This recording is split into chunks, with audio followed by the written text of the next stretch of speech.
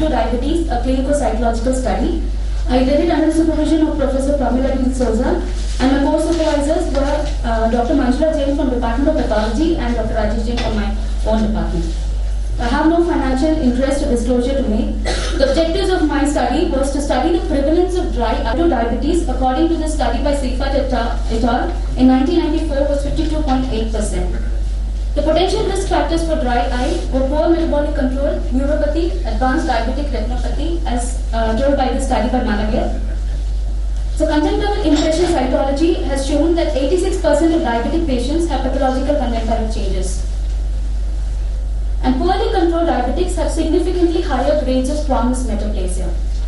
But no study in the Indian population was done on the prevalence of dry eye in the diabetic population, and the association with the duration and control of diabetes was not studied hitherto. So we went about with this study. It was a cross-sectional, one-time observational study. The material methods were type 2 diabetic patients, 100 patients, 200 eyes, and we averaged the values of both the eyes. And exclusion criteria were if the patient was on any topical or systemic ocular medications, if there were any lid disorders, history of any ocular surgery or trauma, any uveitis, contact lens use, autoimmune diseases, and pregnant and lactating females were excluded from the study. So the methods. The clinical methods were, we used a McMoney's dry eye questionnaire, then Sherman's basic secretion test was done, tear breakup time, goblet cell density was assessed using conjunctival impression cytology. And glycemic control was done using HbA1c. Good glycemic control according to our lab values was less than 7.5%, whereas poor was greater than or equal to 7.5%. Now, what is this conjunctival impression cytology? It's an easy test, non-invasive test. It's just an impression smear. You take a nitrocellulose paper or the cellulose acetate paper, just make an imprint on the vulvar conjunctiva and put it in the fixative solution. You can process this smear for up to 2 weeks after collection of the smear, and then you use periodic acid shift staining to stain the goblet cells which take up a pink stain.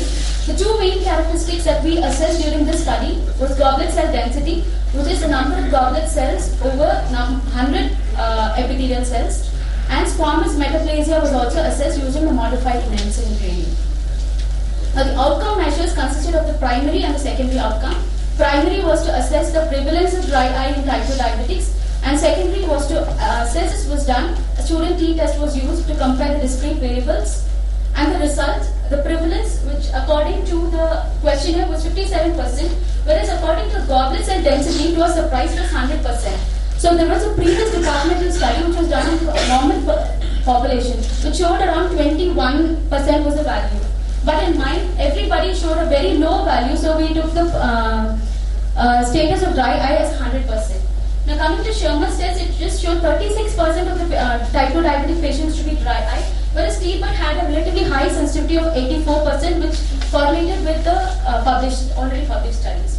The mean GCD was low in my study, which was 3.1 plus or minus 2.52%, against a 21.42%, which was shown in a previous. Now going by this questionnaire, so why we went ahead with the questionnaire is we could even give our own internal medicine colleagues this questionnaire and assess how many of them can have dry eye and refer these patients to us. So according to my study, it was 54% prevalence.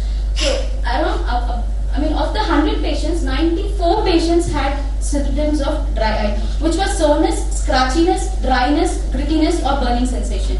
And only 6% did not. 6% of the patients did not have any symptoms, but even those patients exhibited decreased goblet cell density. So the results of the goblet cell density was that there was a significant decrease in patients with poorly controlled diabetes. There was a significant decrease in the GCD values compared to other clear-film parameters, that is Sherman's and TPAT. Despite good glycemic control in the 91% of the patients in my study, all the patients had cytological evidence of dry eye. Now this is a slide showing a patient with poor glycemic control. He's got very less goblet cells. You can see the epithelial cells and the pink staining goblet cells. Whereas patient with good glycemic control has a GCD of 7.2%, which is a little better in my study. Now the dry eye parameters and glycemic control, if you can see, in the GCD had statistically, it was more statistically significant compared to Sherman's and TPAT. Now squamous metaplasia and glycemic control, if you can see, compared to the published studies by Dogru et al. They gave around 20% prevalence of squamous metaplasia, whereas in mine it was just 8%. However, those patients who had squamous, from this study is, we know that dry eye is a very commonly prevalent condition in type 2 diabetics, and poorly controlled diabetics have a significantly decreased count of goblet cells. So, screening for dry eye should be included as a mandatory part of examination. We only look at the fundus of the diabetics, we do not look at the anterior segment. So, this is a